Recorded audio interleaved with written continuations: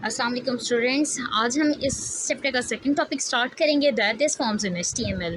ये जो video series है पूरी, इसका जो मेन पर्पस है वो ये है कि आपको बोर्ड एग्ज़ाम्स की तैयारी कराई जा सके by providing you easy notes on every topic. तो जो आज का टॉपिक है that is forms in HTML. HTML में या वेब पेज में फॉर्म्स यूज़ होते हैं आपसे डेटा लेने के लिए, यूज़र से इनपुट लेने के लिए फॉर्म्स यूज़ होते हैं। इसका जो सिंटैक्स है वो बहुत ज़्यादा इजी है। टैग स्टार्ट होगा फॉर्म का और बीच में सारे एलिमेंट्स आएंगे, देन फॉर्म का टैग क्लोज हो जाएगा। The next topic we are about to discuss is form element. HTML में फॉर्म इंसर्ट करना क्वाइट इजी है। फॉर्म टैग स्टार्ट होगा, फॉर्म टैग क्लोज हो जाएगा, इन बिटवीन सारे फॉर्म एलिमेंट्स आएंगे। Before discussing the form elements further, हम important चीज़ डिस्कस करेंगे that is known as label. अब आपको आउटपुट में नज़र आ रहा होगा एक टेक्स्ट फील्ड है जिसका लेबल यानी उसका टाइटल दिया हुआ है फर्स्ट नेम। एक और टेक्स्ट फील्ड है जिसका लेबल यानी टाइटल लगा हुआ है लास्ट नेम। तो लेबल क्या है? लेबल किसी भी इनपुट फील्ड का टाइटल होता है। ये यूज़र को बताता है व्हाट ही और she is suppose to enter into the input field.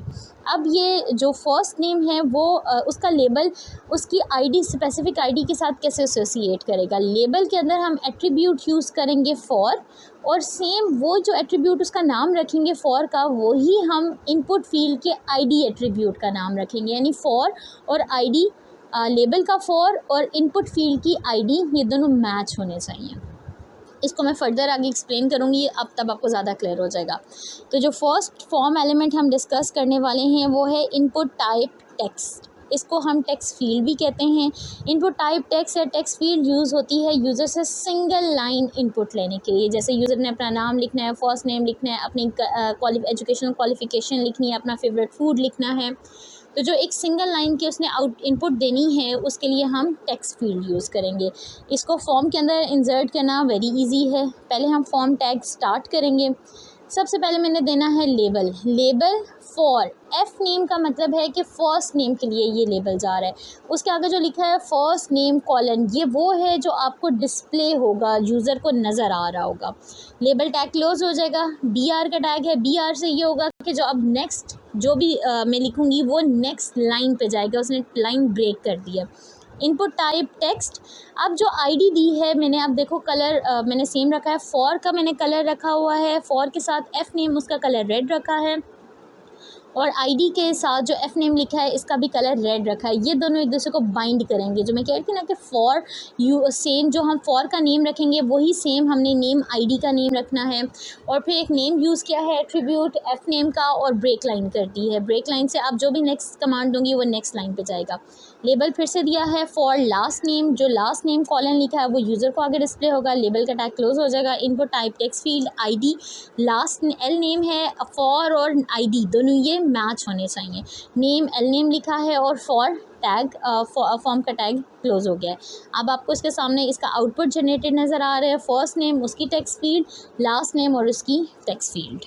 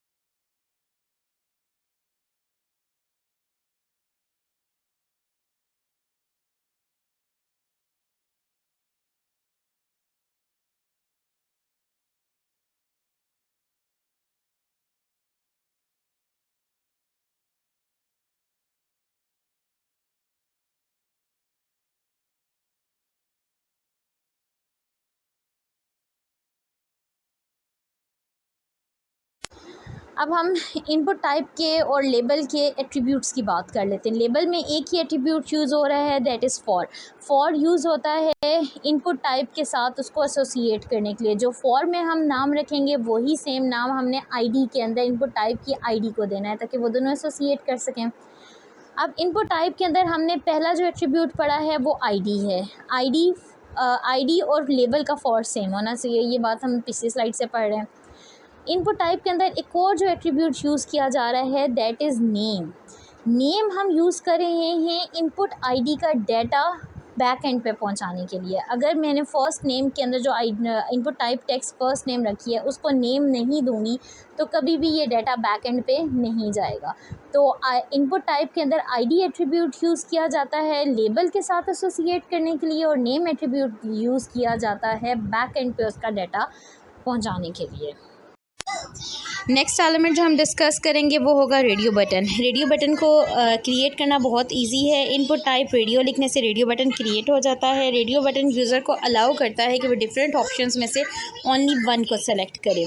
इसका जो सिंटैक्स कोड है, सबसे पहले मैंने हेडिंग दी है H2 रेडियो बटन्स और एक पैराग्राफ पी टैग यूज़ किया है जिसमें लिखा है चूज़ योर फेवरेट फ्रूट। ये ऑप्शनल है, अगर आप 2 लिखना चाहते हो तो वेरी गुड, अदरवाइज़ छोड़ दो।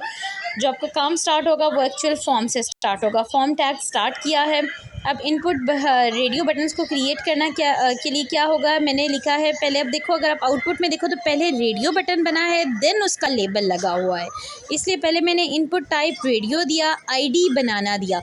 बनाना जो आईडी दूंगी वही इसके लेबल के साथ फॉर एडजस्ट करेगा। मैंने दैट्स वाई कलर ब्लैक रखा हुआ है। नेम फ्रूट रखा है। ये जो नेम फ्रूट है ये इस पूरे रेडियो बटन की जो लिस्ट बन रही है उस सब का नाम फ्रूट है, और इसकी वैल्यू बनाना है जो ये इनपुट टाइप रेडियो बटन था इसकी।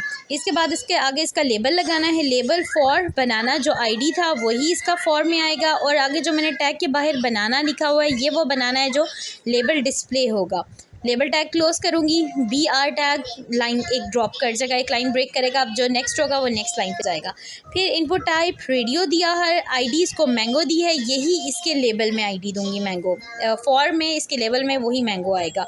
नेम फ्रूट, फ्रूट इसलिए क्योंकि इस पूरी लिस्ट का नाम फ्रूट है और वैल्यू इसकी मैंगो है। सिमिलरली आगे इसका लेबल लगा दिया, जो ऊपर आईडी दी थी वही सेम फॉर में यूज़ होगा, और मैंगो उसका लेबल लग जाएगा। लेबल टैग क्लोज होगा और BR आ जाएगा। नेक्स्ट लाइन ब्रेक करेगा, और लास्ट में एक और ऑप्शन क्रिएट किया, आईडी एप्पल को लेके, नेम उसका फ्रूट रहेगा क्योंकि लिस्ट पूरी का नाम फ्रूट है, वैल्यू इसकी एप्पल होगी, और इसके लेबल का फॉर भी एप्पल होगा, और लेबल टैग क्लोज हो जाएगा, और इसी तरह फॉर्म टैग भी क्लोज हो जाएगा। और आउटपुट में आपके सामने एक लिस्ट बनी आ गई है जिसके अंदर रेडियो बटन हैं 3, बनाना, मैंगो और एप्पल। यूज़र इनमें से जस्ट वन को चूज़ कर सकता है। The next element we are about to start is checkbox. In order to create a checkbox, you simply have to write input type checkbox. It will create a checkbox. Checkbox allow करता है user को 0 या more option select कर सके from a given list. मैंने syntax में सबसे पहले हेडिंग दी है। आप इसको हेडिंग के अंदर चेकबॉक्सेस को किसी भी हेडिंग के अंदर H1 से 6 तक उसमें रख सकते हैं या पैरा में रख सकते हैं। इट्स कम्प्लीटली ऑप्शनल, ना भी लिखें तो भी मसला नहीं है। फॉर्म टैग स्टार्ट होगा। अब अगर आप मेरे आउटपुट को देखो तो पहले चेकबॉक्स बना हुआ है और बाद में उसकी ऑप्शन लिखी हुई है। तो मैं पहले इनपुट टाइप चेकबॉक्स दूंगी। आईडी में मैंने रेड कलर से लिखा हुआ है बाइक। ये एसोसिएशन दिखा रहा है कि जो इसका लेबल होगा उसके फॉर्म में भी बाइक ही लिखा जाएगा। नेम, इस ऑप्शन का नेम है बाइक और इसकी वैल्यू भी होगी बाइक। इसके बाद में अब इसका लेबल लगाऊंगी, लेबल फॉर बाइक, क्योंकि मैं बाइक का लेबल लगा रही हूँ। अब जो यहाँ मैं लिखूंगी टैग के बाहर हार्ड कोड करूँगी आई हैव अ बाइक, ये ऑप्शन लिखी आएगी। लेबल क्लोज हो जाएगा, लाइन ब्रेक कर जाएगी। नेक्स्ट लाइन पे मैंने फिर से पहले अपना चेकबॉक्स बनाना है, then I have to create a label. तो पहले मैंने input type checkbox ID car, ये जो आईडी दी है यही इसके लेबल के फॉर के अंदर भी दूंगी। फिर नेम इसका कार दिया है, वैल्यू भी इसकी कार है। सिमिलरली इसका लेबल लगाया जिसको वैल्यू फॉर करके कार दी, और इसके बाद हार्ड कोड किया आई हैव अ कार। यहाँ जो मैं लिखूंगी वो मेरी ऑप्शन पे लेबल पे लिखा आएगा। लेबल क्लोज कर दिया, लाइन ब्रेक कर दी। इसी तरह मैंने थर्ड ऑप्शन जनरेट की जिसको आईडी बोर्ड दिया, नेम और वैल्यू भी बोर्ड दिया, और उसके लेबल में फॉर भी वैल्यू बोर्ड दी, और हार्ड कोड किया I have a board. Label close, BR break line करेगा और उसके बाद फॉर्म को क्लोज कर देगा। Fourth element is submit button in action attribute. Action attribute is directly related to submit button. Input type submit, but submit लिखने से एक बटन क्रिएट हो जाता है जिसका काम होता है कि जितना भी आपने फॉर्म में डाटा एंटर किया है उसको फाइल हैंडलर को सबमिट कर दे। फाइल हैंडलर वो फाइल होती है जो हमारे इनपुट डाटा को प्रोसेस करती है। फाइल हैंडलर को हम एक फॉर्म के टैग के अंदर एक्शन में स्टेट करते हैं।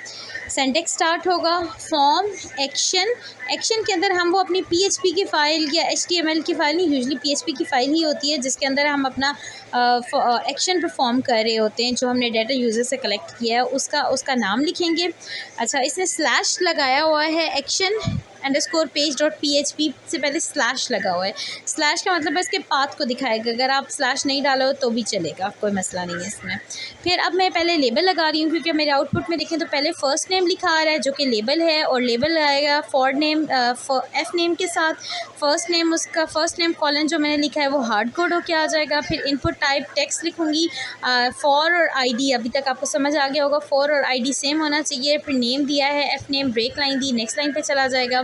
फिर एक और लेबल लगाऊंगी लास्ट नेम का और उसकी इनपुट टाइप टेक्स्ट डिफाइन करूंगी और उसका नेम रख दिया एल नेम, ब्रेक लाइन हो गई। अब जो इसके बाद नेक्स्ट लिखा आएगा input type submit equal value submit. जो आपने वैल्यू के अंदर लिखोगे सबमिट वो लिखा यहाँ पे बटन पे आएगा, और ये टाइप सबमिट है, ये बटन क्रिएट करेगा जो डाटा को सबमिट कर देगा action_php के पेज पे।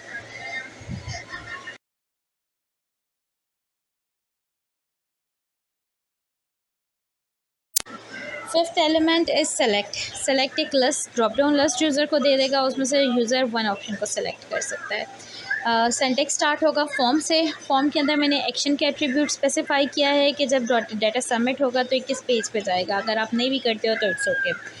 अब मेरे आउटपुट को अगर आप देखें तो आउटपुट पे लिखा आ रहा है चूज़ आ लैंग्वेज एक लेबल लगा हुआ है। तो पहले मैंने लेबल लगाया, लेबल का टैग स्टार्ट किया, उसमें फॉर का नाम दिया लैंग्वेजेस और चूज़ आ लैंग्वेज आपको लिखा नज़र आ रहा है, लेबल क्लोज कर दिया।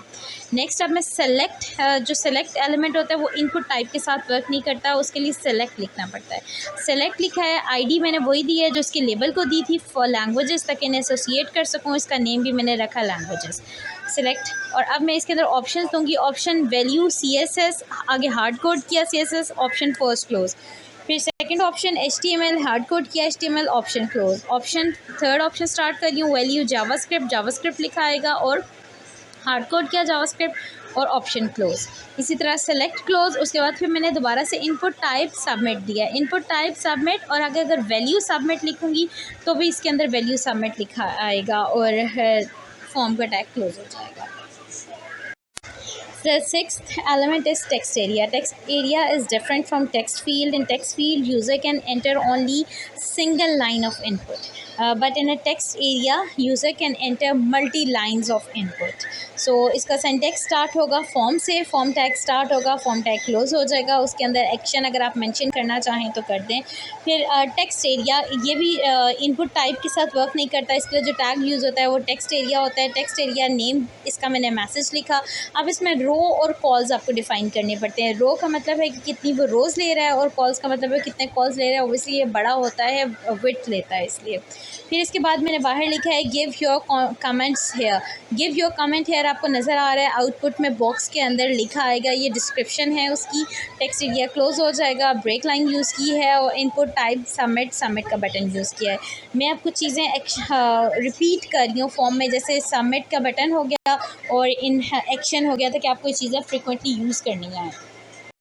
Seventh element is input type date. ये डेट एंटर करने के लिए यूज़ होगा। सिंटैक्स वैसे स्टार्ट होगा फॉर्म एक्शन मेंशन करते हैं तो well and good.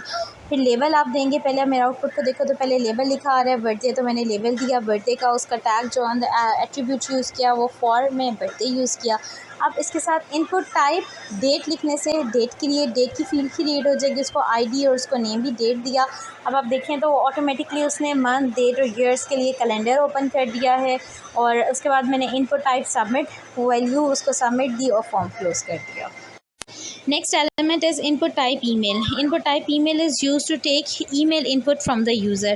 Send text form से फॉर्म का टैग स्टार्ट होगा, फॉर्म का टैग क्लोज हो जाएगा, एंड पे बीच में अब आ जाएगा इनपुट लेबल। पहले अगर आप मेरा आउटपुट देखें तो एंटर योर ईमेल, ये लेबल है तो मैंने पहले लेबल लगाया, उसके अंदर फॉर का नाम रखा ईमेल और enter your name email hard code कर दिया। फिर अब मैं इनपुट टाइप ईमेल लिखने से ईमेल की टेक्स्ट फील्ड जनरेट हो जाएगी, उसको आईडी और नेम मैंने ईमेल दे दिया। अब इसके बाद मैंने यहाँ एक न्यू एट्रीब्यूट यूज़ किया है, that is required. Required form validation के लिए यूज़ होता है। अगर अब यूज़र सबमिट करने की कोशिश करेगा फॉर्म को without entering the email address और या एक्यूरेट ईमेल एड्रेस लिखने के बगैर एंटर करने की कोशिश करेगा तो फॉर्म सबमिट नहीं होगा। तो रिक्वायर्ड के एट्रीब्यूट इनपुट टाइप के अंदर लिखा जाता है और वो फॉर्म वैलिडेशन के लिए यूज़ होता है और at the end form close हो जाएगा। Next element is input type tel. It will be used to take telephone number as an input from the user. इसका syntax start होगा फॉर्म से, फॉर्म में एक्शन एट्रीब्यूट को मैं use कर सकती हूँ, इट्स ऑप्शनल। फिर मैं लेबल लगा रही हूँ as in my output enter phone number is the label, तो मैंने पहले लेबल लगाया है। फिर इनपुट टाइप टेल यूज़ किया है, उसको आईडी और नेम असाइन किया और उसी तरह से रिक्वायर्ड कर दिया। रिक्वायर्ड से अब जब तक यूज़र इसको एंटर नहीं करेगा वो फॉर्म सबमिट नहीं कर सकेगा। फिर ब्रेक लाइन किया और फिर इनपुट टाइप सबमिट और से सबमिट का बटन क्रिएट कर दिया, फॉर्म क्लोज।